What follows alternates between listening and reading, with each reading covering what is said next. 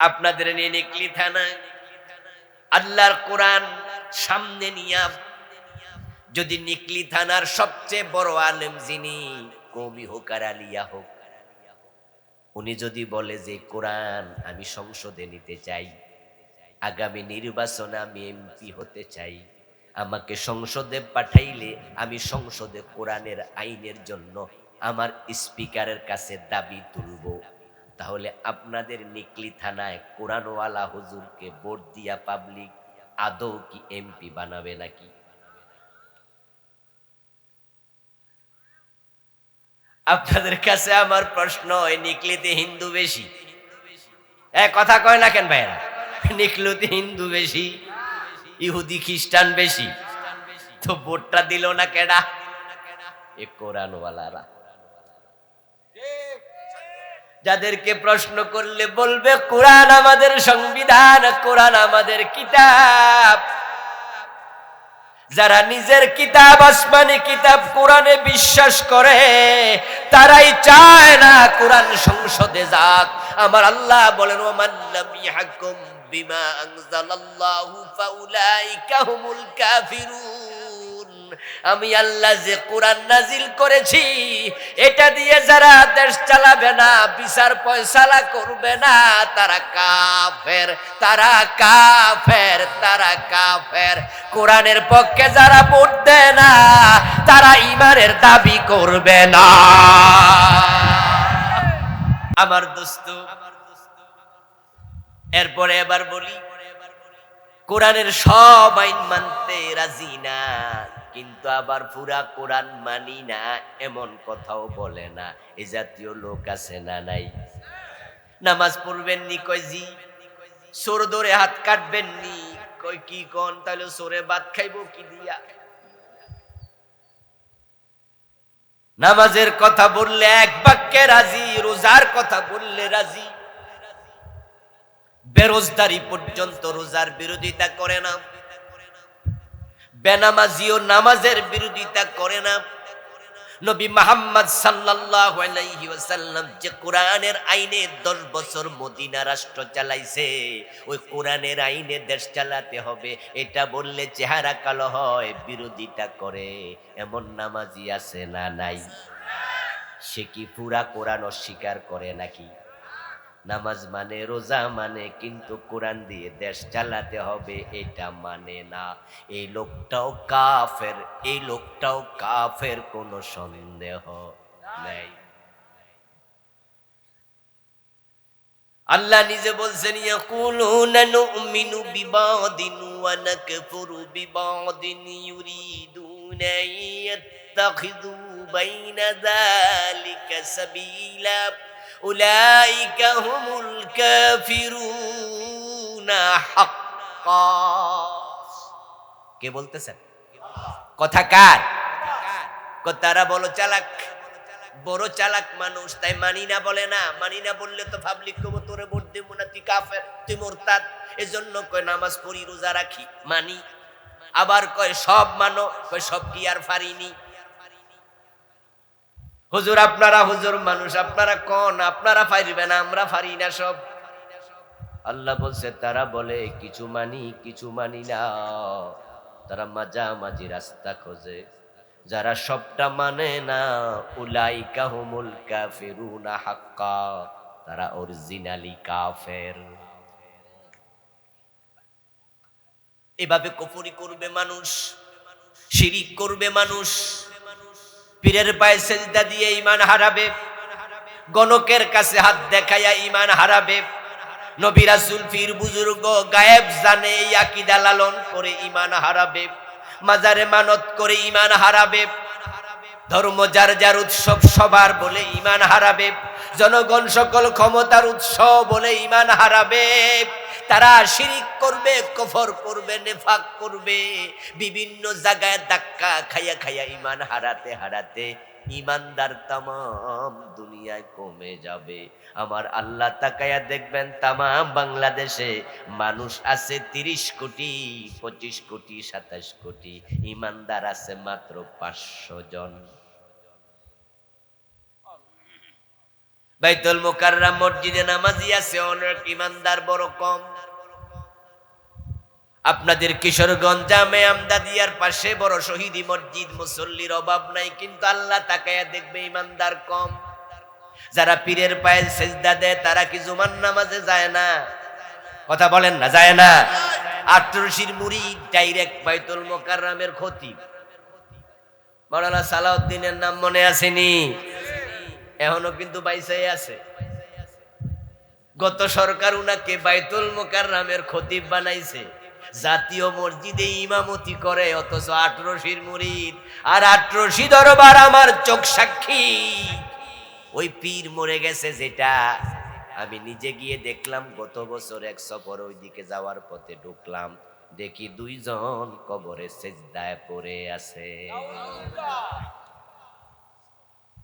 আমি দেখছি, আমার চোখ সাক্ষী, শুনে বলি নাই, দেখে বলছি। যেই দরবারে পীরের মুরিদেরা কবরে সেজদা দেয়, ওই দরবারে এত বড় খতিব মুরিদ হয় কেমনে? আল্লাহ তাকায়া দেখবেন মুসল্লি অনেক, ইমানদার নাই। প্রিয় নবীজি এটা বলেছেন, ইয়াতি আলান নাসি জামান ইয়াজতামিউনা ফিল মাসাজিদি লাইসা ফীহিম মুমিন। এমন এক জামানা আসবে, মানুষগুলো মসজিদে জামাতের সাথে নামাজ পড়বে বটে, কিন্তু লাইসা ফীহিম মুমিন, তাদের মাঝে ঈমানওয়ালা একটাও থাকবে না। তাম বাংলাদেশে 500-600 মুমিন, সৌদি আরবে 1000-1500 মুমিন, তাম পৃথিবীতে 4-5 হাজার মুমিন। মানুষ আছে 900 কোটি, 1000 কোটি, 1200 কোটি। ওই 5,000-7,000-এর জন্য এত বড় দুনিয়া আল্লাহ রাখবে না। আল্লাহ সিদ্ধান্ত নেবেন, এই 500 জন মুমিনকে আমি নিয়ে আসবো আমার কাছে। এই 4-5 হাজার যারা আছে, একটা বাতাস পাঠাবেন ইয়ামান নামক দেশ থেকে। ওই বাতাস যার গায়ে লাগবে, যার কলবে সরিষা পরিমাণ ঈমান আছে, সে মরে যাবে।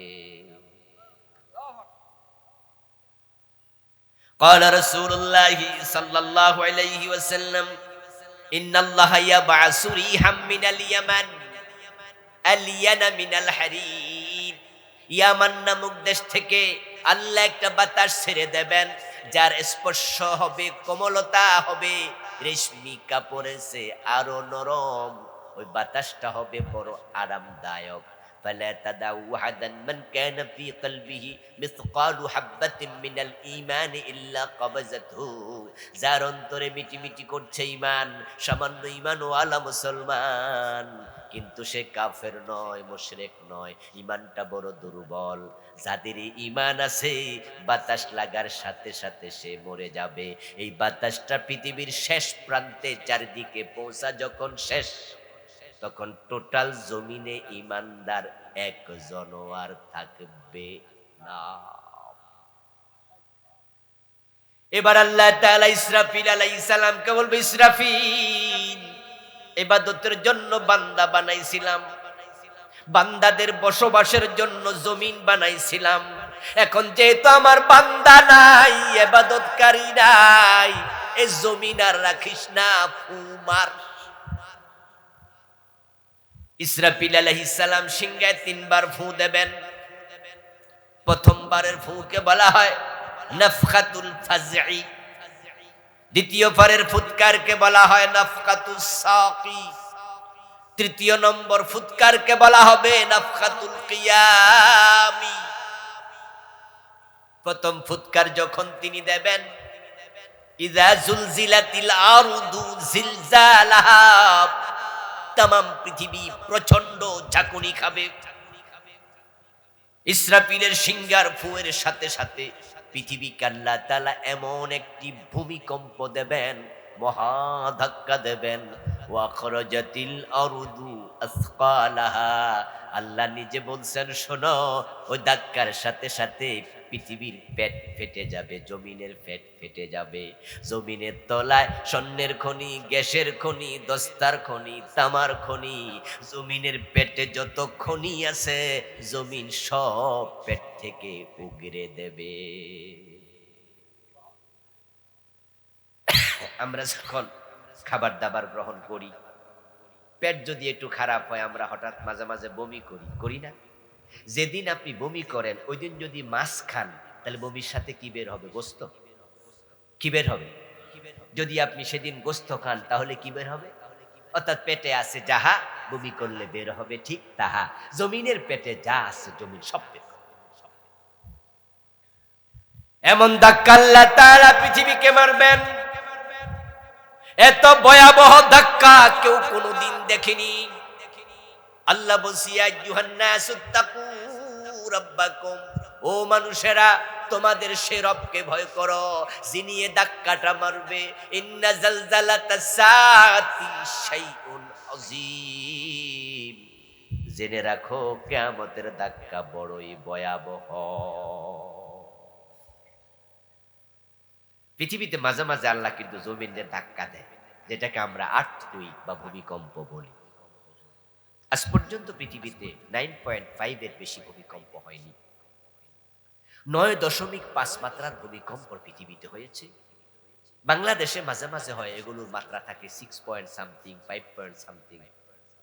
আজ থেকে কয়েক বছর আগে ইন্দোনেশিয়ার বালি দ্বীপে, সুমাত্রা দ্বীপে ভারত মহাসাগরের 4000 ফিট গভীরে পানির নিচে একটা ধাক্কা মারছে। ওটার মাত্রা ছিল 8 পয়েন্ট সামথিং। আর সেখানে সাথে সাথে ভারত মহাসাগরের পানি 30 ফিট নিচু হয়ে গেছে, 3 তলা বিল্ডিং আছে। ইন্দোনেশিয়ার অনেকগুলো দ্বীপ ডুবে গেছে, তার মাঝে একটি বালি দ্বীপ। আমি ওখানে 3-4 বছর আগে গিয়েছিলাম ঘুরতে। ওখানে 6 তলার উপর বিল্ডিং দেখিনি, প্রায়গুলো 3 তলা 4 তলা দ্বীপ রাষ্ট্র। ওই দ্বীপ পুরাটা পানিতে ডুবে গিয়েছিল 1 সেকেন্ডের, 2-4 সেকেন্ডের ভিতরে। হাজার হাজার নৌযান জায়গায় ডুবে গেছে। শ্রীলঙ্কা এফেক্টেড হয়েছে, ইন্ডিয়া হয়েছে, আমাদের বাংলাদেশও কুয়ার পানি, পুকুরের পানি পারে উঠে গেছে। মনে আসেনি? মনে আসেনি আপনাদের? 10-12 বছর আগে মাত্র 8 মাত্রা 8.5 মাত্রার ধাক্কায় যদি পুকুরের পানি পারে উঠে যায়, এখান থেকে ইন্দোনেশিয়া কত হাজার মাইল দূরে ধাক্কা মারছে, সেখানে পানি নড়ে এখানে। আর আল্লাহ যদি 100 মাত্রায় ধাক্কা মারে তখন হবে কি? আল্লাহ তাআলা বলতেছে, শোনো, ইয়াউমা তারাউনাহা তাযহালু কুল্লু মুরদিআতিন আম্মা রাদাআত ওয়া তাদউ কুল্লু যাতি হামলিন হামলাহা। কিয়ামতের ধাক্কা যেদিন আল্লাহ মারবেন, তখন পৃথিবীতে যত মায়ের পেটে বাচ্চা থাকবে সবগুলো বুড়া হয়ে যাবে। এমন ধাক্কা আল্লাহ মারবে, যত পোলাপান থাকবে 10-12 বছর 9 বছরের বয়সী সবগুলোর মাথার চুল এক মুহূর্তে পাক ধরে যাবে। কঠিন ধাক্কা। ওয়াকালাল ইনসানু মা লাহা, তখন মানুষগুলো মাতাল হয়ে যাবে, শুধু বলবে কি হলো কি হলো। ওয়াতারান নাসা সুকারা, মানুষ মদ খাইলে যেমন মাতাল হয়, মাতাল যখন কথা বলে কি বলে নিজেও বোঝে না, তার কথার জবাব অন্য কোনো মাতাল দেয় না। 5 জন মদ খাইছে, 5 জনে মাতাল হইছে, সবাই কথা বলে কিন্তু জবাব দেয় না, কি যে বলে বুঝে না। তামাম দুনিয়া তখন যত মানুষ থাকবে ওই ধাক্কার সাথে সাথে সবাই মাতাল হয়ে যাবে। ওয়ামা হুম বিসুকারা, আল্লাহ বলছেন তবে তারা কেউ মদ খায় নাই, মদ খাইয়া মাতাল হয় নাই। ওয়ালাকিন্না আযাবাল্লাহি শাদীদ, বরং আল্লাহর আযাব বড় কঠিন। ওই ধাক্কার সাথে সাথে দুনিয়ার চিত্রটাই পাল্টে যাবে। তারা তখন শুধু বলবে কি হলো কি হলো কি হলো। ওয়ালা ইয়াসআলু হামিমুন হামিমা, একজন বন্ধু আরেকজন বন্ধুকে মনের কথা বলবে না। সবাই মাতলামি করবে, পৃথিবী ডুলতে থাকবে, হেলতে থাকবে, পেট থেকে স্বর্ণের খনি রূপার খনি বের হতে থাকবে, এরকম চলিতে থাকবে অনেকক্ষণ। এবার আল্লাহ বলবেন, ইসরাফিল আরেকটা ফু দিয়ে দাও। ইসরাফিল আলাইহিস সালাম দ্বিতীয় ফু দেবে, সাথে সাথে আকাশ এবার ফেটে যাবে। ইযাস সামাউ ফাতারাত ওয়া ইযাল কাওয়াকিবু ইনতাসারাত ওয়া ইযাল বিহারু ফুজ্জিরাত। সুবহানাল্লাহ। ইযাস সামাউ ফাতারাত, আকাশ ফেটে যাবে। ওয়া ইযাল কাওয়াকিবু ইনতাসারাত, যত তারকা আছে সবগুলা ছিটকে পড়বে। আকাশে লক্ষ কোটি তারকা, সবগুলো পৃথিবীর দিকে। তাসবির দানার রশি যদি ছেড়ে যায়, রশি ছিঁড়ে যাওয়ার পরে তাসবির দানাগুলো যেমন পড়ে, দ্বিতীয় ফুৎকারের সাথে সাথে আসমান থেকে তারকাগুলো পড়তে থাকবে। তারকা মানে হলো বড় বড় আগুনের কুণ্ডলী। আকাশে যে তারকা আছে তার মাঝে একটা তারকার নাম হলো সূর্য, এটাও একটি তারকা। এই সূর্যটা অগ্নিকুণ্ড, এর ভিতরে যে তাপমাত্রা সেটা হলো 1,40,00,000 আল্লাহ সূর্য দিয়া পৃথিবীকে গরম করে। এই সূর্য থেকে পৃথিবীতে তাপ পাঠায়, সাইকা সাইকা পাঠায়। ওজনের লেয়ার আছে, ওজনের স্তর আছে। সাকার জন্য আসমানে আল্লাহ কত রকমের লেয়ার রাখলেন। ওই লেয়ার গুলো সূর্যের অতি বেগুনি রশ্মিকে আটকায়া রাখে। দুনিয়ার চামড়া যেন পুড়ে না যায়, গাছগাছালি যেন পুড়ে না যায়। শাকনি দিয়া সেকে সেকে আমাদের জন্য vitamin D, vitamin C, vitamin A রোদের তাপের সাথে দুনিয়ায় পাঠায়। আর রোদ্রের কারণে গাছপালা এবং মানুষ, বিভিন্ন প্রাণী বেঁচে থাকে। যদি সেই রোদ দুনিয়ায় না পৌঁছতো মাত্র 2-4 মিনিট, তামাম দুনিয়া বরফে ঢেকে যেত।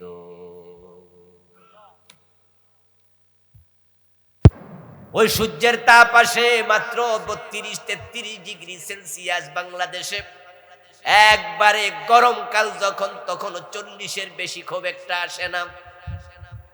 সৌদি আরবে 65-70 পর্যন্ত আসে। ও দোস্ত, সূর্যের ভিতরে আছে 1,40,00,000 ডিগ্রি। পুরাটা সূর্য পৃথিবীর উপরে পড়বে। এবার বলুন তো, সূর্যের চেয়ে আরো বড় নক্ষত্র আকাশে আছে না নাই? এমন তারকাও আছে যেগুলো সূর্যের চেয়ে কোটি গুণ বড়, কিন্তু দূরত্বের কারণে দেখা যায় না, এগুলো অনেক দূরে অবস্থিত। আল্লাহ বলছেন, ওয়াইদাল কাওয়াকিবু ইনতাসারাত, যত তারকা আছে একটাও আকাশে থাকবে না, সবগুলো পড়বে। আমি বলি, কিয়ামত হওয়ার জন্য এত তারকা পড়ার প্রয়োজন হবে না। শুধু সূর্যটা যদি তার নিজস্ব কক্ষপথ থেকে সামান্য নিচে নামতো, তার আলোর কারণে পৃথিবী জ্বলে যেতে 1 মিনিটও লাগবে না। এই যে আমরা বিভিন্ন ইন্ডাস্ট্রিতে রড বানাই, KSRM, BSRM, AKS, শোনেন না আপনারা? আপনাদের এলাকায় তো বড় বড় বিল্ডিং বানায়, 5 সুতা রড, 6 সুতা রড, 20 মিলি, 10 মিলি, 30 মিলি, বড় বড় প্রজেক্টে এমন মোটা মোটা রড আছে। এই রডগুলোর গায়ের মাঝে দেখবেন কোম্পানির নাম লেখা আছে, অথচ রড জমিনের উপরে হয় না। রড যে লোহা থেকে হয়, এই লোহা তো খনিজ পদার্থ, এগুলো মাটির নিচে পাওয়া যায়। সেখান থেকে তারা বের করে বড় বড় কদ্দা বানায়, তারপরে এগুলো সাপ্লাই করে ইন্ডাস্ট্রিতে ঢুকায়, তারপরে আগুন লাগায়। আগুন লাগাইলে এগুলো মোমের মতো গলে যায়। গলে গলে চাঁচ দেয়া থাকে, চাঁচের ভিতরে ঢোকে 1 সুতা, 2 সুতা, 3 সুতা, 5 সুতা রড হয়। গায়ের মাঝে নাম পর্যন্ত লেখা হয়। এবং যেই আগুন দিয়ে লোহা পুরানো হয়, ওই আগুনের উত্তাপ হলো মাত্র 1538 ডিগ্রি। মাত্র 1500 ডিগ্রি সেলসিয়াসের তাপমাত্রায় লোহা পানি হয়ে যায়, গলে যায়। কথা আবার বলছি, আবার বোঝেন। লোহা গলানোর জন্য আগুনের তাপমাত্রা হলো 1500 ডিগ্রি। 20, 30, 40, 50, নরমালি 1538 ডিগ্রি সেলসিয়াসের তাপমাত্রা ফ্যাক্টরিতে দেয়, লোহা গলে যায়, মোম হয়ে ঢুকে যায়। যদি 1538 ডিগ্রি তাপে লোহা পানি হয়, সূর্যের ভিতরে আছে 1,40,00,000 ডিগ্রি, ওই সূর্য পৃথিবীর উপরে পড়লে কি হবে? মানুষ যেখানে যতদিন থাকে তার থাকার টাইম ফ্রেমের উপরে প্রস্তুতি নির্ভর করে।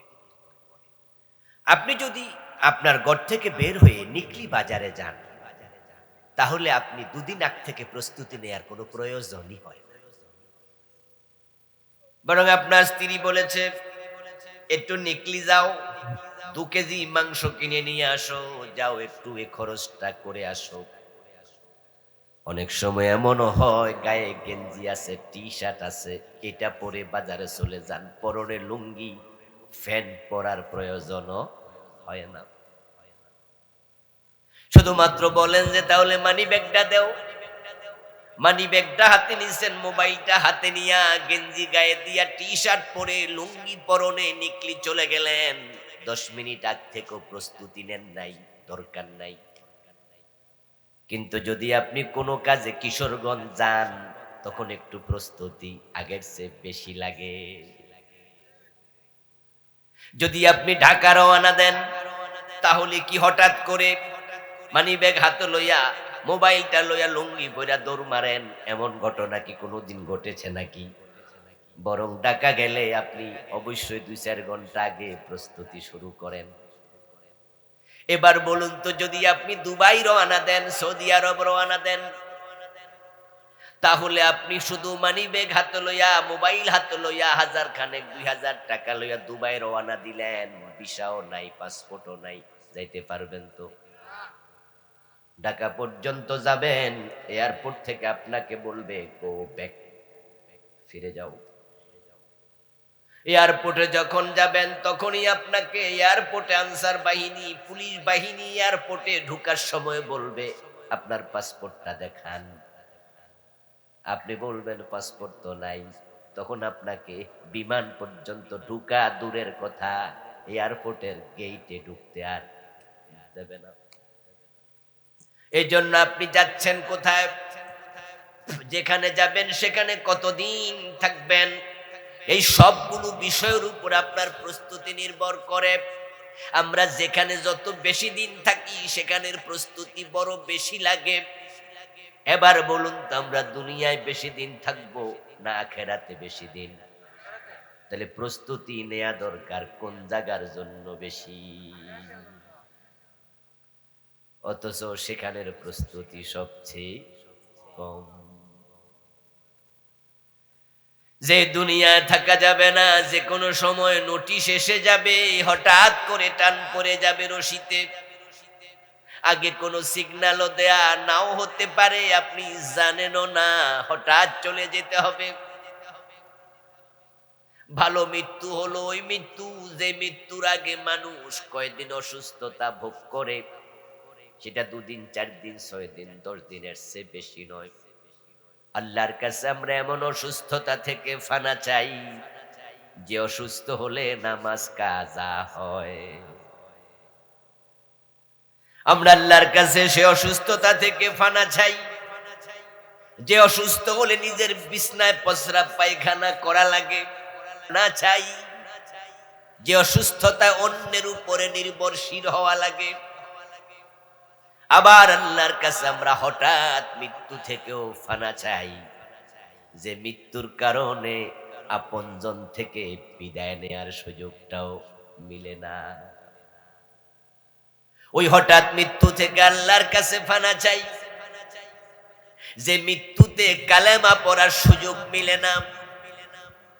ওই মৃত্যু থেকে আল্লাহর কাছে ফানা চাই, যেই মৃত্যুটা আমার কাছে কে কি পানা আছে, দেনা আছে, এগুলো বলার সুযোগ মিলে না। ওই মৃত্যু থেকে ফানা চাই, যে মৃত্যুর আগে তওবা করার সুযোগ হয় না। যারা গাড়ির নিচে পড়ে হঠাৎ মরে যায়, ওরা কি আগে তওবা টবা করে লইছে? আত্মীয় স্বজনকে বলতে পারছে আমারে মাফ করে দিয়েন? বলে যাওয়ার কি সুযোগ পাইছে যে আমার কাছে অমুকে এত টাকা পাবে, তার টাকাটা দিয়ে দিও? এ জাতীয় মৃত্যু থেকে আমরা ফানা চাই। আবার বিছানায় শুয়ে থাকবো দীর্ঘদিন, তা থেকেও ফানা চাই। নবী মুহাম্মদুর রাসূলুল্লাহ সাল্লাল্লাহু আলাইহি সাল্লামের মৃত্যু হয়েছিল, তিনি ৫-৭ দিন একটু জ্বর ছিল, অসুস্থ ছিলেন। এর মাঝে তিনি কিন্তু নামাজও পড়ছে, দুজনের কাঁধে ভর করে মসজিদেও গেছে, ঘরের মাঝে বসে বসে নামাজ তিনি পড়েছেন। তারপরে তিনি একটু সুস্থ বোধ করেছেন বুধবারে, তারপরে পরবর্তীতে তিনি আর সুস্থ হননি, সোমবারে তিনি ইন্তেকাল করেছেন। যারা এই জাতীয় টের পায় যে আমি মনে হয় আর বাঁচবো না, তাদের মৃত্যুর সিগন্যাল তারা কিছুটা বোঝে। কিন্তু হঠাৎ মৃত্যু বাংলাদেশে বর্তমানে অনেক বেড়ে গেছে। প্রতিদিন কোথাও না কোথাও মানুষ অ্যাক্সিডেন্ট করে মারা যাচ্ছে, গাড়ি চাপা পড়ে মরে, বাড়ি চাপা পড়ে মরে, বিদ্যুৎ স্পৃষ্ট হয়ে মরে, স্ট্রোক করে মরে, হার্ট অ্যাটাকে মরে, মরার 1 সেকেন্ড আগে টের পায় না। এমন মৃত্যু যদি আপনার হয় আর আপনি আখিরাতের জন্য প্রস্তুতি নেন নাই, তাহলে লম্বা সফরে আপনার উপায় কি?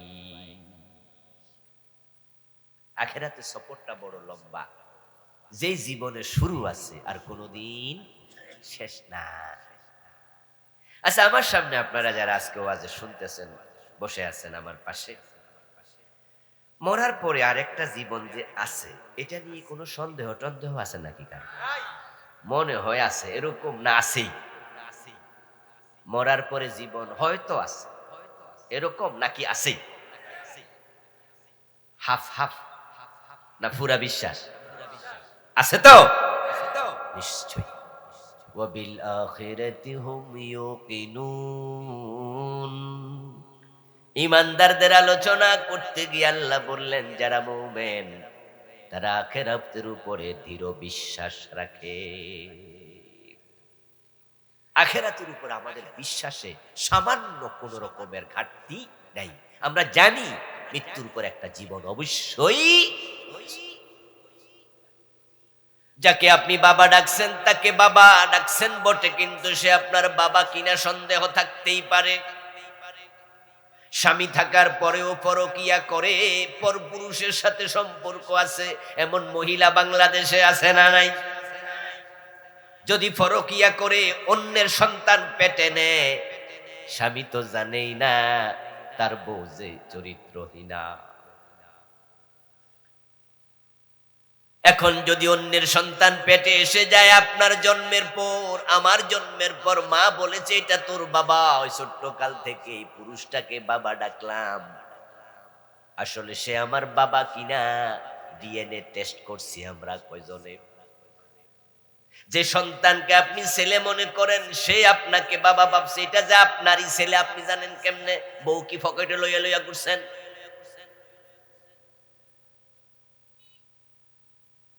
হ্যাঁ, আমাদের বাবা যিনি, আমরা তাকেই বাবা বলছি, আমরা বিশ্বাস করি তিনি আমাদের বাবা। তবে 1000%-এর মাঝে 0.00000 দিয়া তারপরে শেষে 1 বসায়া দেন, একটু সন্দেহ তো থাকেই। কিন্তু মরার পরে যে আখিরাত আছে তাতে কোনো সন্দেহ নাই।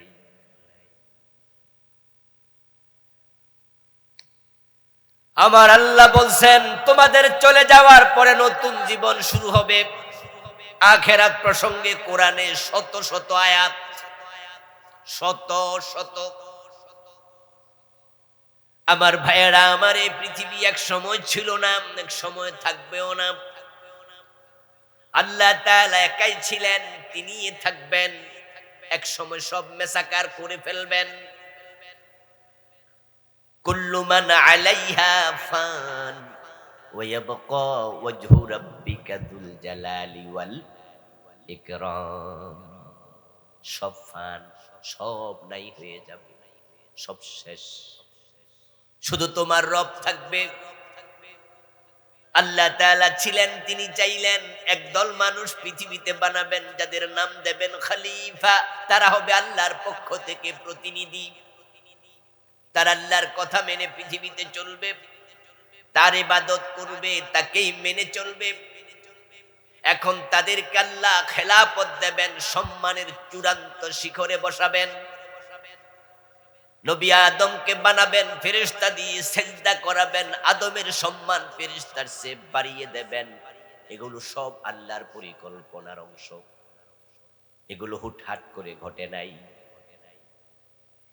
এখন এই বনি আদম, এই আদম এবং তার সন্তানদের বসবাসের জন্য একটা জমিন লাগবে। যে জমিনটা যদি সবটা এলোমেলো হয়, উঁচু নিচু হয়, ঘর বানাবে কেমনে, থাকবে কেমনে, চাষ করবে কেমনে?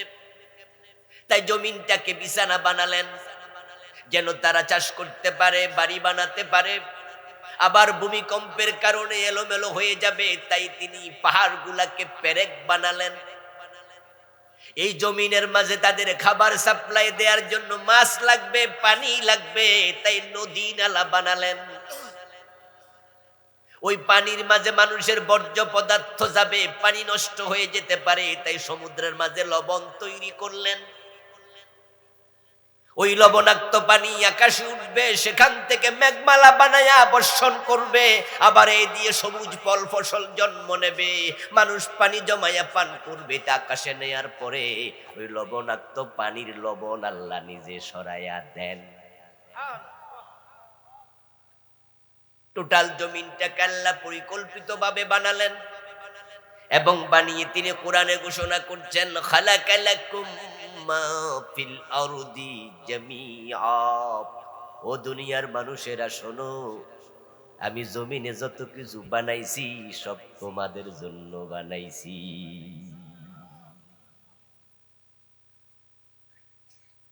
ও প্রিয় ভাইয়েরা, বাসর ঘরে যখন স্বামী স্ত্রীকে দেয়া হয়, তখন বাসর ঘরের যে বিছানা এটা তাদের জন্য সাজাইছে, ওখানে যে বালিশ দিছে বালিশটাও তাদের জন্য, ওখানে যে ফুল দিছে ফুলগুলো তাদের শোভাবর্ধনকারী বানানোর জন্য, তাদের জন্য। আবার টেবিলে পানি রাখছে, গ্লাস রাখছে, নাস্তা রাখছে, এগুলা স্বামী স্ত্রীর জন্যই। কারণ বাসর ঘরে দরজা বন্ধ করে দেবে, দুজন নারী পুরুষকে এক ঘরে দিয়ে দেবে। আমাদের মেয়ের বিয়ে হয়, ছেলের বিয়ে হয়, সেদিন বাসর ঘরের সবটা শুধু তাদের জন্যই নিবেদিত।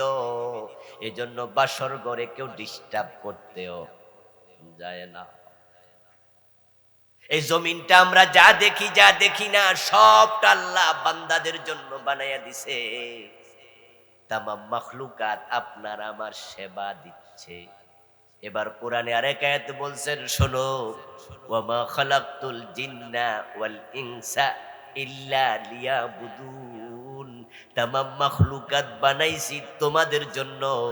ও মানুষ শোনো, তোমাদের বানাইছি আমি আল্লাহ আমার ইবাদতের জন্য।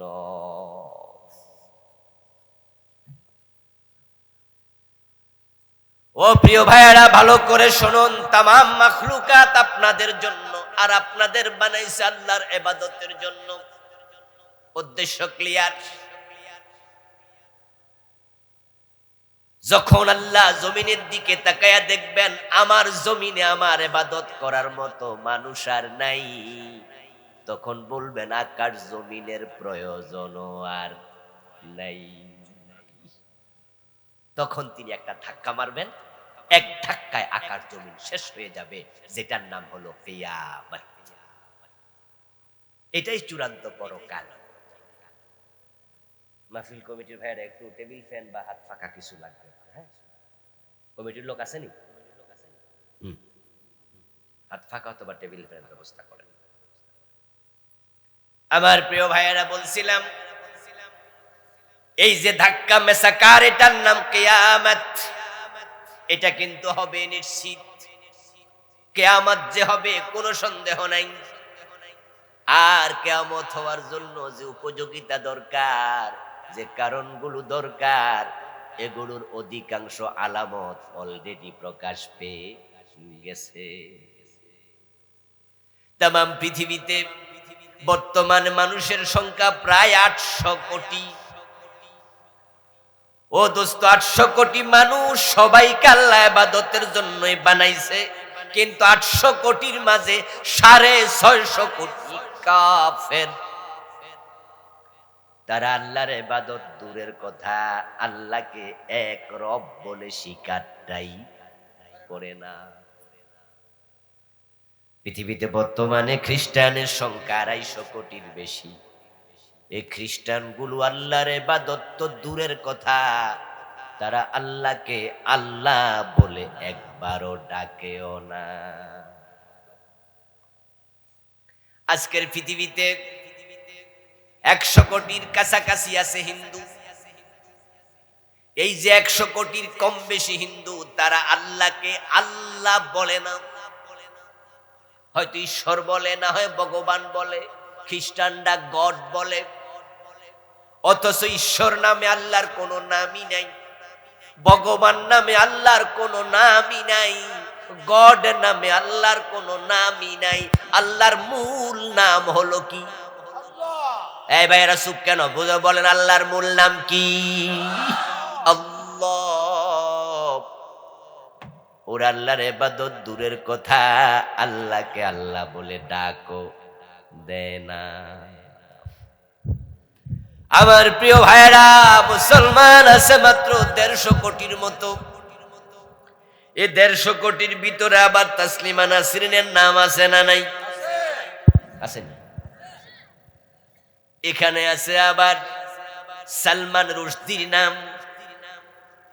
এখানে তো আছে আমাদের ঢাকার শাহবাগের মোড়ে যারা ফাঁসি চাই করতে জড়ো হয়েছিল, ওই নাস্তিক ব্লগার আসিফ মহিউদ্দিনের নামটাও তো এখানে 150 কোটির ভিতরেই আছে।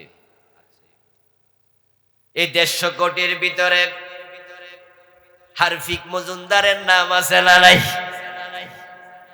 এর নাম নাকি নিজুম মজুমদার, কয়দিন আগে শুনলাম হারফিক।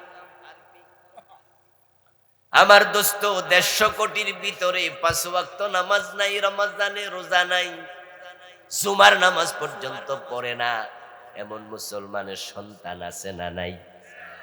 এগুলোর আল্লাহ ইবাদতের জন্যই বানাইছিল, তারা জুমার নামাজটাও পড়ে না। আল্লাহ তাআলা তাকায়া যখন দেখবেন পুরা জমিনের মাঝে ইবাদতকারী আর নাই, তখন তিনি বলবেন যে পৃথিবীটা ভেঙে দাও, ওই ইসরাফিল সিংহায় ফু দিয়ে দাও। قال رسول الله صلى الله عليه وسلم لا تقوم الساعة على أحد يقول الله الله رواه مسلم। প্রিয় নবীজি বলতেছেন, আল্লাহ আল্লাহ বলার মতো একজন মোমেন যতদিন থাকবে ততদিন কিয়ামত হবে না। এবার আপনাদের কাছে একটু জিজ্ঞাসা করি, কিয়ামত হবে তো? সবাই বলেন, যা বোঝেন বলেন, কিয়ামত হবে তো? হবে নাকি হবে না? কিয়ামতটা হবে। এই কিয়ামত হওয়াই প্রমাণ করে কিয়ামত যেদিন হবে আল্লাহ বলার মতো একজন জমিনে আর নাই। তাহলে একটা সময় আসবে যখন মানুষ আল্লাহর নামটাও আর মুখে নিতে চাইবে না, ইমানদার নাই। সেদিকে আমরা যাচ্ছি, সেদিকে যাচ্ছি। এই যে বাংলাদেশ, এখানে মুসলমান নাকি 92%। আসলে দোস্ত, ইমানদার বুঝানো হলো আল্লাহ আল্লাহ বলা বুঝানো দ্বারা শুধু আল্লাহ বললেই হবে না, ঈমান থাকা লাগবে। যেমন বাজারে যে মুরগি জবাই করে, আপনারা ফার্মের মুরগি কিনেন, যদি কোনো হিন্দু মুরগি জবাই করে জবাই হবে, এই মুরগি খাওয়া যাবে। ওই হিন্দু যদি আল্লাহু আকবার কইয়া আপনারে বুঝায় যে আমি তো আল্লাহ কইয়া জবাই করছি, তারপরও কি হবে? কারণ হিন্দু বেডা মুখে আল্লাহ কইছে, অন্তরে তো আল্লাহ নাই। তাই প্রাণী জবাই করার জন্য মুসলমান হওয়া শর্ত। কোন মুশরিকের জবাই করা প্রাণী খাওয়া জায়েজ নাই, হারাম। ওই মুশরিক যদি আল্লাহু আকবার বলো জবাই করে, হারাম। এবার একটু ভিন্ন মাসালাও বলি, প্রসঙ্গ যেহেতু আসছে। কোন মুসলমান যদি মুরগি জবাই করার সময় আল্লাহু আকবার বলতে ভুলে যায়, তাহলে মাসআলা কি? মাসআলা হলো ইচ্ছা করে যদি কালেমা আল্লাহর নাম না ছাড়ে, ভুলে ছেড়ে দেয়, তার জবে করা প্রাণী খাওয়া হালাল, কারণ তার কলবের মাঝে ঈমান আছে। তবে ইচ্ছা করে আল্লাহু আকবার না বললে, বিসমিল্লাহ না বললে আবার খাওয়া যাবে না, এটার ভিন্ন মাসালা আছে, ভিন্ন হাদিস আছে। আল্লাহর নাম নেও, এটা অর্ডার, ভুলে গেছো, কলবে আছে, চলবে। কিন্তু কোন মুশরিক যদি আল্লাহর নাম প্রকাশ্যেও বলে, তারটা হারাম, কারণ তার কলবে ঈমান। যেটা মুখে বলছে, মুখের কথার কোনো দামই। এই জন্য আল্লাহ মানুষের আমলের দিকে আগে তাকায় না, কলবের দিকে তাকায়। ইন্নাল্লাহা লা ইয়ানজুরু ইলা সুওয়ারিকুম ওয়া আমওয়ালিকুম ওয়ালাকিন ইয়ানজুরু ইলা কুলুবিকুম ওয়া আমালিকুম। তোমার চেহারা কত সুন্দর, দাড়ি কত লম্বা, টুপি কত সুন্দর, পাগড়ি কত লম্বা, মাথায় হাজির রুমাল আছে কিনা, তুমি পাগড়ি মাথায় বাঁধো কিনা, তোমার এগুলোর দিকে আল্লাহ তাকাবে না, প্রথমে তাকাবে তোমার কলবের খবর কি।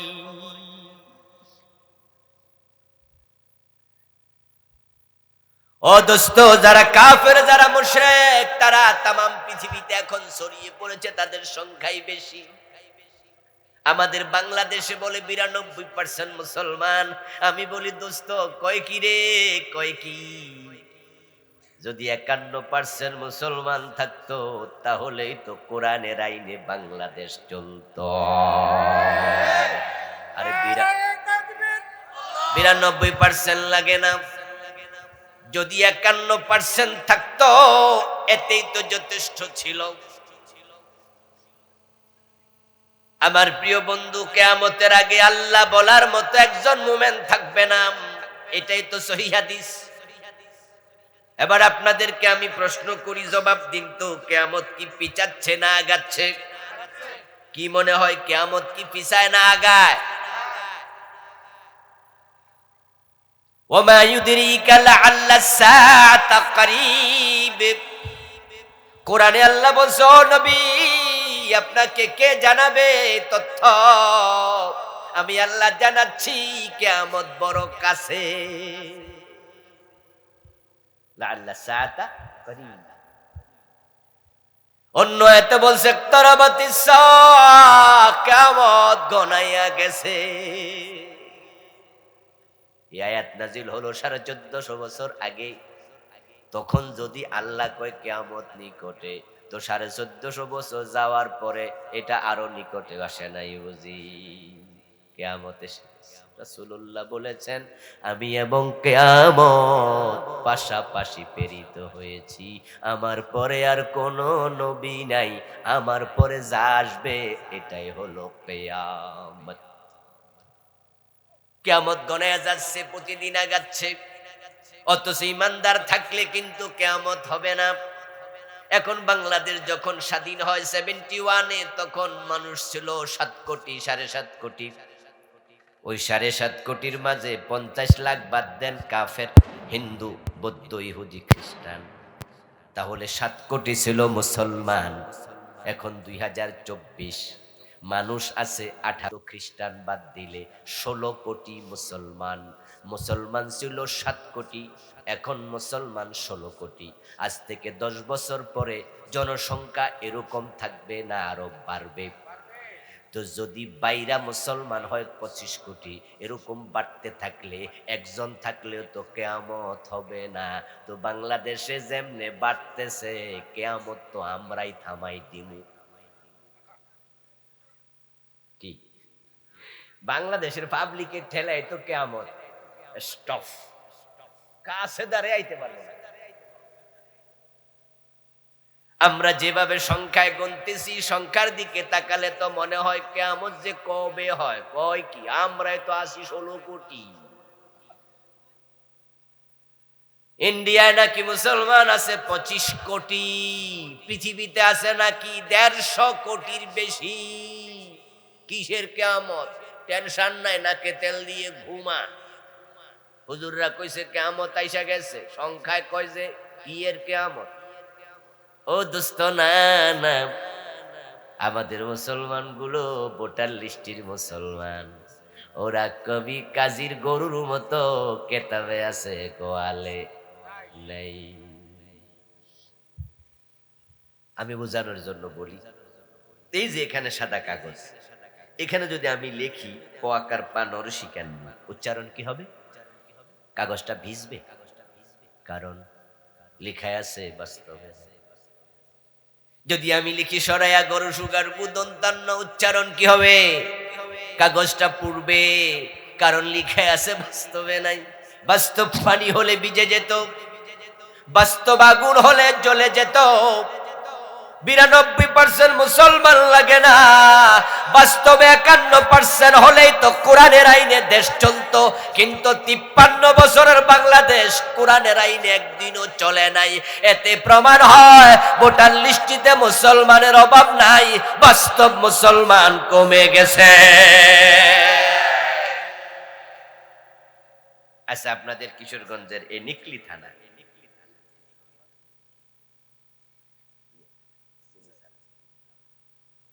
আপনাদের নিকলি থানা আল্লাহর কোরআন সামনে নিয়া যদি নিকলি থানার সবচেয়ে বড় আলেম যিনি, কওমি হোক আর আলিয়া হোক, উনি যদি বলে যে কোরআন আমি সংসদে নিতে চাই, আগামী নির্বাচনে আমি এমপি হতে চাই, আমাকে সংসদে পাঠাইলে আমি সংসদে কোরআনের আইনের জন্য আমার স্পিকারের কাছে দাবি তুলব, তাহলে আপনাদের নিকলি থানায় কোরআনওয়ালা হুজুরকে ভোট দিয়া পাবলিক আদৌ কি এমপি বানাবে নাকি?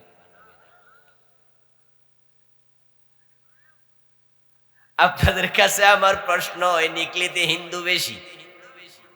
কথা কয় না কেন ভাইরা? নিকলিতে হিন্দু বেশি, ইহুদি খ্রিস্টান বেশি, তো ভোটটা দিল না কেডা?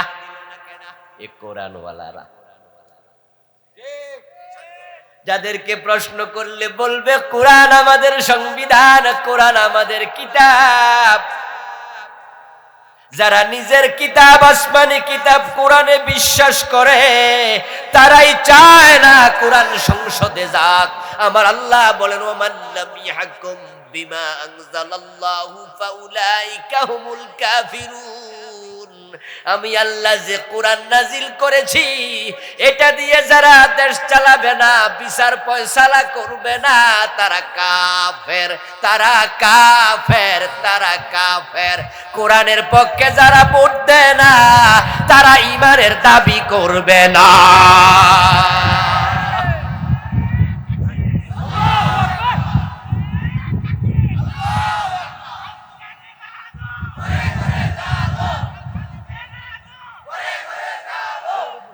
আমার দোস্ত,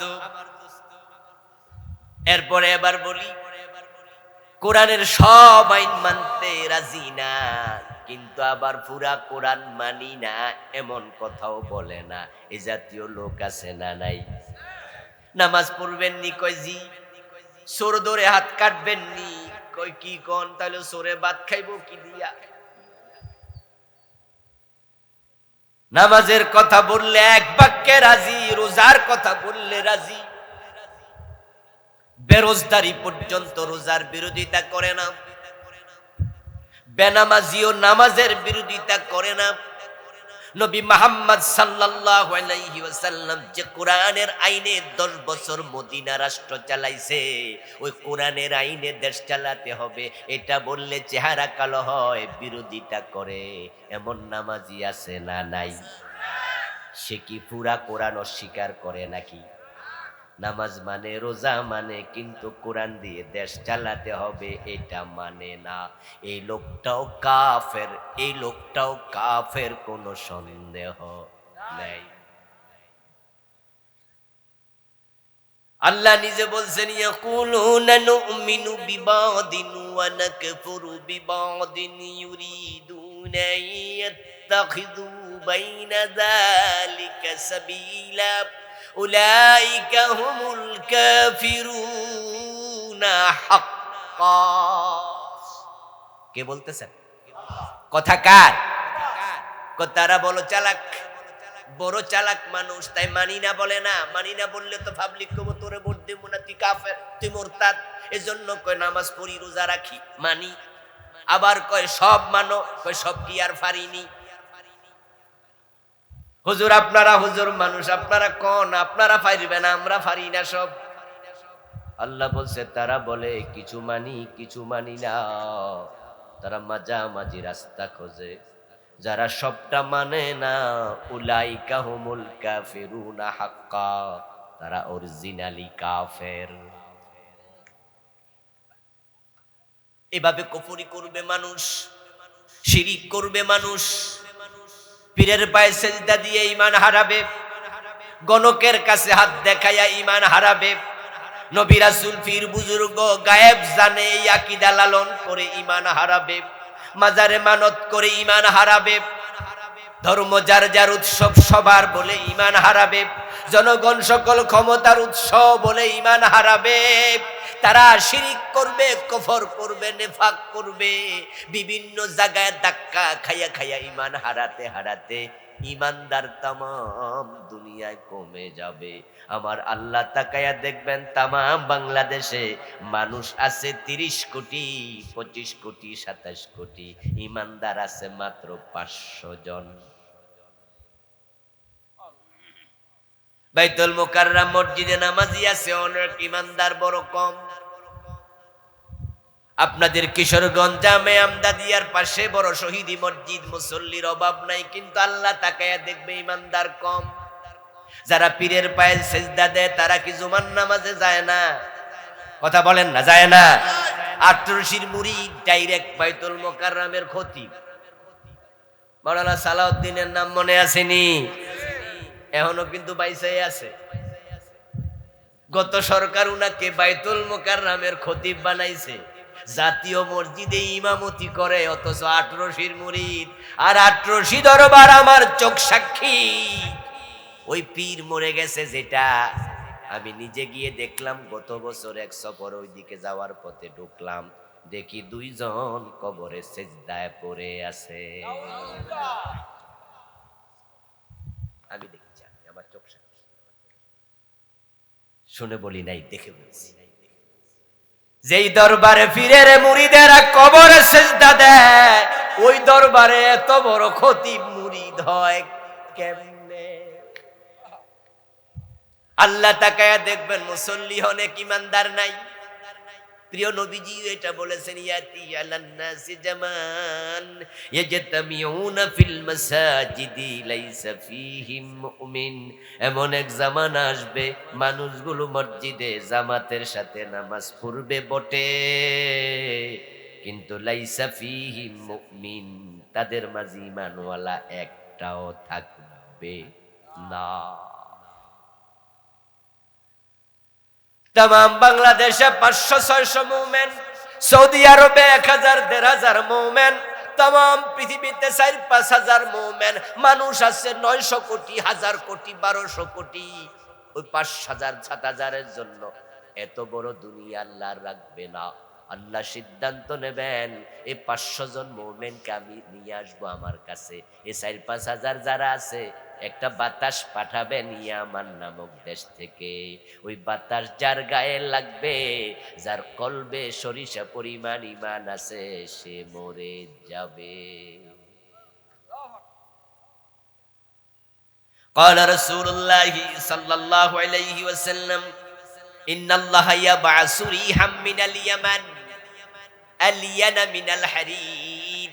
ইয়ামান নামক দেশ থেকে আল্লাহ একটা বাতাস ছেড়ে দেবেন, যার স্পর্শ হবে, কোমলতা হবে রেশমি কাপড়ের চেয়ে আরো নরম।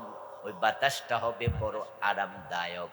فلا تدعوا أحدا من كان في قلبه مثقال حبة من الإيمان إلا قبضته। যার অন্তরে মিটি মিটি করছে ঈমান, সামান্য ঈমানওয়ালা মুসলমান, কিন্তু সে কাফের নয়, মুশরিক নয়, ঈমানটা বড় দুর্বল। যাদের ঈমান আছে, বাতাস লাগার সাথে সাথে সে মরে যাবে। এই বাতাসটা পৃথিবীর শেষ প্রান্তে চারিদিকে পৌঁছা যখন শেষ, তখন টোটাল জমিনে ঈমানদার একজনও আর থাকবে না। এবার আল্লাহ তাআলা ইসরাফিল আলাইহিস সালামকে বলবে, ইসরাফিল, ইবাদতের জন্য বান্দা বানাইছিলাম, বান্দাদের বসবাসের জন্য জমিন বানাইছিলাম। এখন যেহেতু আমার বান্দা নাই, ইবাদতকারী নাই, এই জমিন আর রাখিস না, ফুমার। ইসরাফিল আলাইহিস সালাম সিংহায় 3 বার ফু দেবেন। প্রথমবারের ফুকে বলা হয় নাফখাতুল ফাজঈ, দ্বিতীয় বারের ফুৎকারকে বলা হয় নাফখাতুস সাকি, তৃতীয় নম্বর ফুৎকারকে বলা হবে নাফখাতুল কিয়ামি। প্রথম ফুৎকার যখন তিনি দেবেন, ইযা জুলজিলাতিল আরদু জিলজালাহা, तमाम পৃথিবী প্রচন্ড ঝাঁকুনি খাবে। ইসরাফিলের সিংহার ফুয়ের সাথে সাথে পৃথিবীকে আল্লাহ তাআলা এমন একটি ভূমিকম্প দেবেন, মহা ধাক্কা দেবেন।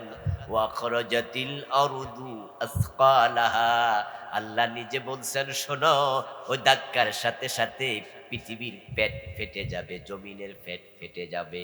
জমিনের তলায় স্বর্ণের খনি, গ্যাসের খনি, দস্তার খনি, তামার খনি, জমিনের পেটে যত খনি আছে জমিন সব পেট থেকে উগরে দেবে। আমরা যখন খাবার দাবার গ্রহণ করি, পেট যদি একটু খারাপ হয় আমরা হঠাৎ মাঝে মাঝে বমি করি না? যেদিন আপনি বমি করেন ওই দিন যদি মাছ খান, তাহলে বমির সাথে কি বের হবে? গোস্ত। কি বের হবে? যদি আপনি সেদিন গোস্ত খান তাহলে কি বের হবে? অর্থাৎ পেটে আছে যাহা, বমি করলে বের হবে ঠিক তাহা। জমিনের পেটে যা আছে জমিন সব বের হবে। এমন ধাক্কা আল্লাহ তাআলা পৃথিবীকে মারবেন, এত ভয়াবহ ধাক্কা কেউ কোনোদিন দেখেনি। আল্লাহ বলছি, আইয়ুহান নাসুত্তাকু রাব্বাকুম, ও মানুষেরা তোমাদের সে রবকে ভয় করো যিনি এ ধাক্কাটা মারবে। ইন্না জালজালাতাস সাআতি শাইউন আযীম, জেনে রাখো কিয়ামতের ধাক্কা বড়ই ভয়াবহ। পৃথিবীতে মাঝে মাঝে আল্লাহ কিন্তু জমিনের ধাক্কা দেয়, যেটাকে আমরা আর্থকুইক বা ভূমিকম্প বলি। আজ পর্যন্ত পৃথিবীতে 9.5 এর বেশি ভূমিকম্প হয়নি। 9.5 মাত্রার ভূমিকম্প পৃথিবীতে হয়েছে। বাংলাদেশে মাঝে মাঝে হয়, এগুলোর মাত্রা থাকে 6 পয়েন্ট সামথিং, 5 পয়েন্ট সামথিং। আজ থেকে কয়েক বছর আগে ইন্দোনেশিয়ার বালি দ্বীপে, সুমাত্রা দ্বীপে, ভারত মহাসাগরের 4000 ফিট গভীরে পানির নিচে একটা ধাক্কা মারছে। ওটার মাত্রা ছিল 8 পয়েন্ট সামথিং। আর সেখানে সাথে সাথে ভারত মহাসাগরের পানি 30 ফিট নিচে হয়ে গেছে, 3 তলা বিল্ডিং আছে। ইন্দোনেশিয়ার অনেকগুলো দ্বীপ ডুবে গেছে, তার মাঝে একটি বালি দ্বীপ।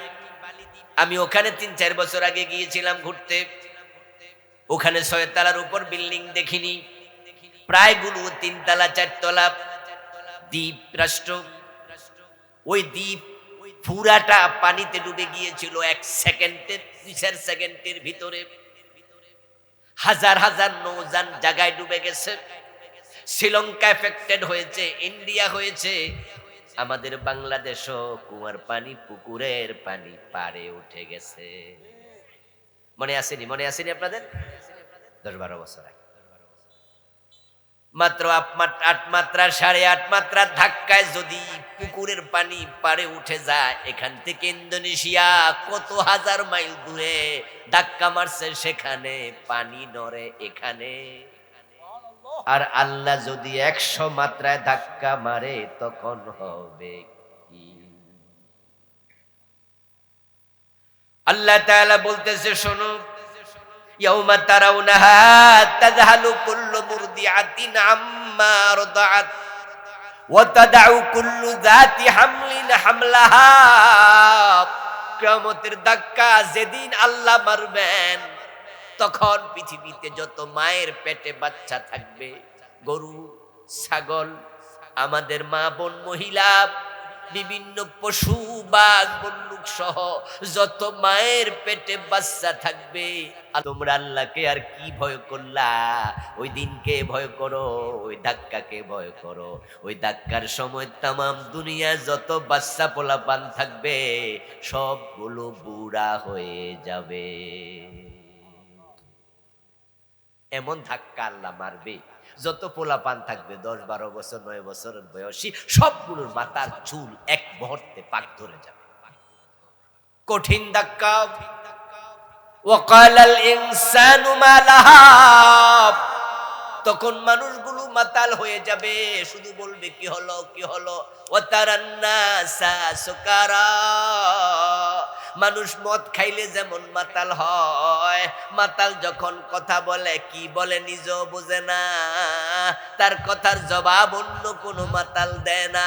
5 জন মদ খাইছে, 5 জনে মাতাল হইছে, সবাই কথা বলে কিন্তু জবাব দেয় না, কি যে বলে বুঝে না। তামাম দুনিয়া তখন যত মানুষ থাকবে ওই ধাক্কার সাথে সাথে সবাই মাতাল হয়ে যাবে। ওয়ামা হুম বিসুকারা, আল্লাহ বলছেন তবে তারা কেউ মদ খায় নাই, মদ খাইয়া মাতাল হয় নাই। ওয়ালাকিন্না আযাবাল্লাহি শাদীদ, বরং আল্লাহর আযাব বড় কঠিন। ওই ধাক্কার সাথে সাথে দুনিয়ার চিত্রটাই পাল্টে যাবে। তারা তখন শুধু বলবে কি হলো কি হলো কি হলো। ওয়ালা ইয়াসআলু হামিমুন হামিমা, একজন বন্ধু আরেকজন বন্ধুকে মনের কথা বলবে না। সবাই মাতলামি করবে, পৃথিবী ডুলতে থাকবে, হেলতে থাকবে, পেট থেকে স্বর্ণের খনি রূপার খনি বের হতে থাকবে, এরকম চলিতে থাকবে অনেকক্ষণ। এবার আল্লাহ বলবেন ইসরাফিল আরেকটা ফু দিয়ে দাও। ইসরাফিল আলাইহিস সালাম দ্বিতীয় ফু দেবে, সাথে সাথে আকাশ এবার ফেটে যাবে। ইযাস সামাউ ফাতারাত ওয়া ইযাল কাওয়াকিবু তাসারাত ওয়া ইযাল বিহারু ফুজ্জিরাত। সুবহানাল্লাহ। ইযাস সামাউ ফাতারাত, আকাশ ফেটে যাবে। ওয়াইদাল কাওয়াকিবু তাসারাত, যত তারকা আছে সবগুলা ছিটকে পড়বে। আকাশে লক্ষ কোটি তারকা সবগুলো পৃথিবীর দিকে। তাসবির দানার রশি যদি ছেড়ে যায়, রশি ছিঁড়ে যাওয়ার পরে তাসবির দানাগুলো যেমন পড়ে, দ্বিতীয় ফুৎকারের সাথে সাথে আসমান থেকে তারকাগুলো পড়তে থাকবে। তারকা মানে হলো বড় বড় আগুনের কুণ্ডলী। আকাশে যে তারকা আছে তার মাঝে একটা তারকার নাম হলো সূর্য, এটাও একটি তারকা। এই সূর্যটা অগ্নিকুণ্ড, এর ভিতরে যে তাপমাত্রা সেটা হলো 1,40,00,000 আল্লাহ সূর্য দিয়া পৃথিবীকে গরম করে, এই সূর্য থেকে পৃথিবীতে তাপ পাঠায়, সাইকা সাইকা পাঠায়। ওজনের লেয়ার আছে, ওজনের স্তর আছে। সাকার জন্য আসমানে আল্লাহ কত রকমের লেয়ার রাখলেন। ওই লেয়ার গুলো সূর্যের অতি বেগুনি রশ্মিকে আটকায়া রাখে। দুনিয়ার চামড়া যেন পুড়ে না যায়, গাছগাছালি যেন পুড়ে না যায়। শাকনি দিয়া সেকে সেকে আমাদের জন্য vitamin D, vitamin C, vitamin A রোদের তাপের সাথে দুনিয়ায় পাঠায়। আর রোদ্রের কারণে গাছপালা এবং মানুষ বিভিন্ন প্রাণী বেঁচে থাকে। যদি সেই রোদ দুনিয়ায় না পৌঁছতো মাত্র 2-4 মিনিট, তামাম দুনিয়া বরফে ঢেকে যেত।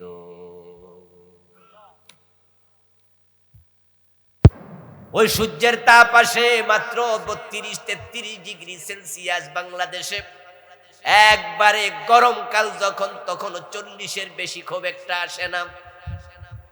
সৌদি আরবে 65-70 পর্যন্ত আসে। ও দোস্ত, সূর্যের ভিতরে আছে 1,40,00,000 ডিগ্রি। পুরাটা সূর্য পৃথিবীর উপরে পড়বে।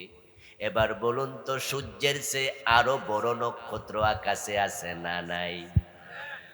এমন তারকাও আছে যেগুলো সূর্যের চেয়ে কোটি গুণ বড়, কিন্তু দূরত্বের কারণে দেখা যায় না, এগুলো অনেক দূরে অবস্থিত। আল্লাহ বলছেন ওয়াইদাল কাওয়াকিবু ইনতাসারাত, যত তারকা আছে একটাও আকাশে থাকবে না, সবগুলো পড়বে। আমি বলি কিয়ামত হওয়ার জন্য এত তারকা পড়ার প্রয়োজন হবে না। শুধু সূর্যটা যদি তার নিজস্ব কক্ষপথ থেকে সামান্য নিচে নামতো, তার আলোর কারণে পৃথিবী জ্বলে যেতে 1 মিনিটও লাগবে না। এই যে আমরা বিভিন্ন ইন্ডাস্ট্রিতে রড বানাই, কেএসআরএম, বিএসআরএম, একেএস, শোনেন না আপনারা?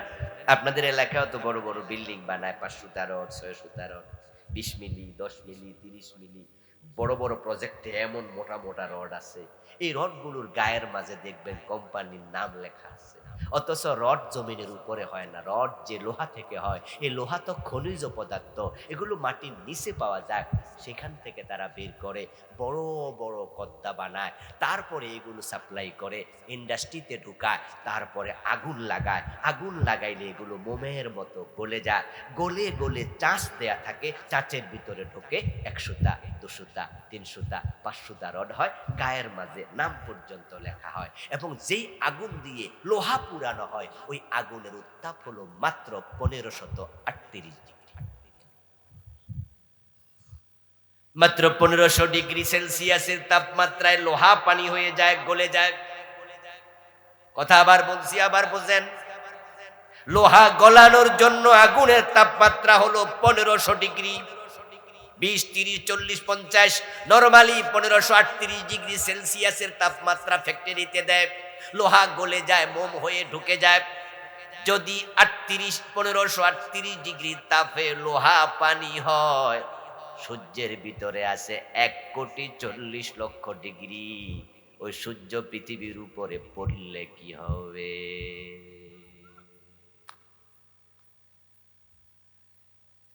তাম পৃথিবী শেষ হয়ে যাবে মুহূর্তের ভিতরে। এজন্য এটার নাম নাফখাতুস সাক। ونفخ في الصور فصعق من في السماوات ومن في الأرض إلا من شاء الله। আল্লাহ কোরআনে বলছেন ইসরাফিল সিংহায় ফু দেবে, তখন দুনিয়াতে কেউ বাঁচবে না, সব মরে যাবে। তবে শুধু তারাই বাঁচবে আল্লাহ যাদেরকে বাঁচিয়ে রাখতে চায়। পৃথিবীর যত আগুনই হোক না কেন, আল্লাহ যদি বাঁচাতে চায়, বাঁচানোর ক্ষমতা আল্লাহর আছে না নাই? ইল্লা মান শা আল্লাহ। এগুলো আল্লাহর কারিশমা, আল্লাহর কুদরত। আল্লাহ বলেন যে আমি আল্লাহ যদি চাই তাহলে আমি বাঁচাইতে পারবো। সুবহানাল্লাহ পড়েন আবার। ইব্রাহিম আলাইহিস সালামকে আগুনে ফেলে নাই? কথা বলেন না। নমরুদের লোকেরা ইব্রাহিম নবীকে আগুনে ফেলে নাই?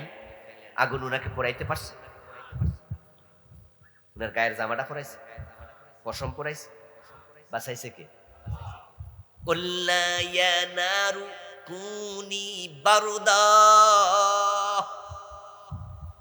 ইব্রাহিম আলাইহিস সালাম যখন আগুনে পড়তেছেন, তখন তিনি আল্লাহর সাথে কথাবার্তা কইয়া পড়ছে। সুবহানাল্লাহ পড়ে। ইব্রাহিম নবী সরকির উপরে নিচের দিকে তাকিয়ে দেখেন লোকেরা সরকি টানে, রশিটা তার মাজায় বাঁধা। সরকি যখন ঘুরবে প্রচন্ড রূপে, তখন তারা রশিতে ঢিল দেবে, উনি মাঝখানে পড়ে যাবেন। নিচের দিকে তাকায়া ইব্রাহিম আলাইহিস সালাম দেখেন যারা চরকি টানতেছে তাদের মাঝে ওনার বাবা আজরটাও আছে। জন্মদাতা বাবা সন্তানকে আগুনে পোড়ানোর জন্য রশি টানতেছে। এটা দেখে ইব্রাহিম আলাইহিস সালাম খুব কষ্ট পেলেন। কষ্ট পেয়ে তিনি এবার আল্লাহর সাথে কথা বলতে শুরু করলেন। ইবনু কাসিরে এসেছে, তাফসীর ইবনু কাসির, আল্লামা ইমাদউদ্দিন ইবনু কাসির রাহিমাহুল্লাহ বলেন, ইব্রাহিম নবী বলছে ইয়া রাব্বি ইন্নাকা ফিস সামাই ওয়াহিদুন ওয়া আনা ফিল আরদি ওয়াহিদুন আবুদুক। ও আমার আল্লাহ, সুবহানাল্লাহ পড়েন, ও আমার রব, বিপদে পড়লে কথা হবে কার সাথে? সাহায্য চাইবেন কার কাছে?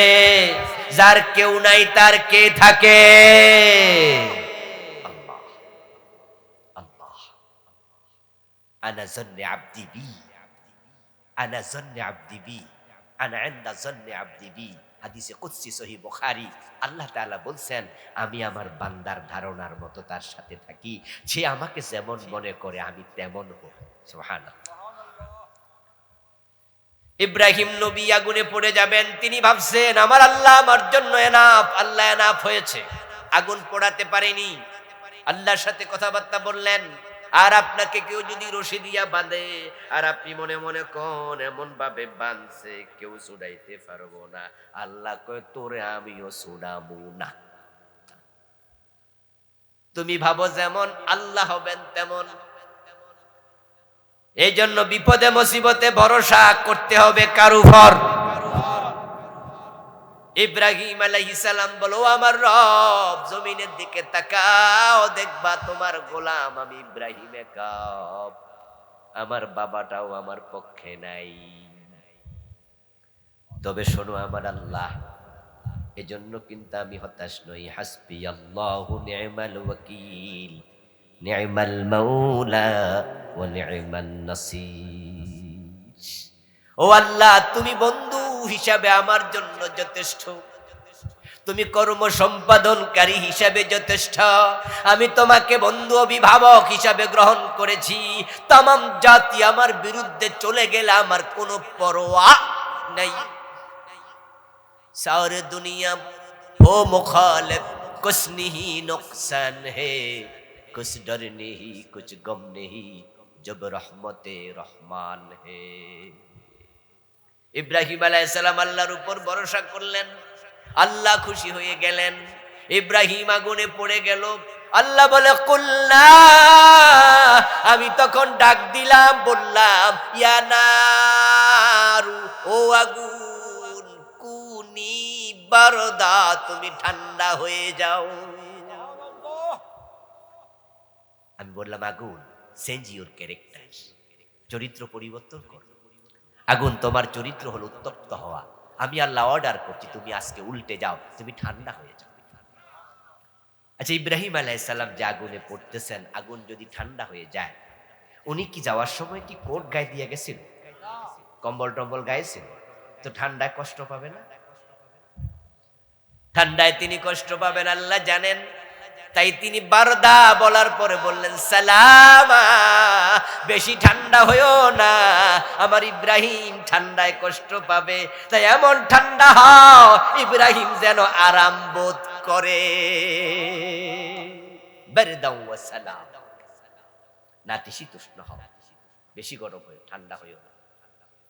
ইব্রাহিম আলাইহিস সালামকে যে আল্লাহ আগুনের ভিতরে বাঁচালেন, আমাদেরকে বিপদ মুসিবতে সে আল্লাহ বাঁচাতে পারেন, যেটা গত 15 বছরও প্রমাণ হয়েছে। তারা ইসলামী দলের নেতাদেরকে জেলে দিছে, বাড়িতে মারছে, শাপলা চত্বরে গুলি করে মেরেছে, 13 জনের মতো বড় নেতাকে ফাঁসি দিয়ে দিছে, ডজন ডজন মামলা দিছে, কিন্তু আমাদের কিচ্ছু করতে পারে নাই, বরং তারা নিজেরা ইন্ডিয়ায় পালানো লাগছে। আমাদের হেফাজত কে করছে? ইসলাম ওয়ালাদের সংখ্যা কি কমাই দিছে? তারা কমাইতে পারছে? হাজার হাজার লাখ লাখ এখন রাস্তা, বরং ওরা পলাই গেছে। এজন্য ভরসা বাড়াইতে হবে কার উপর?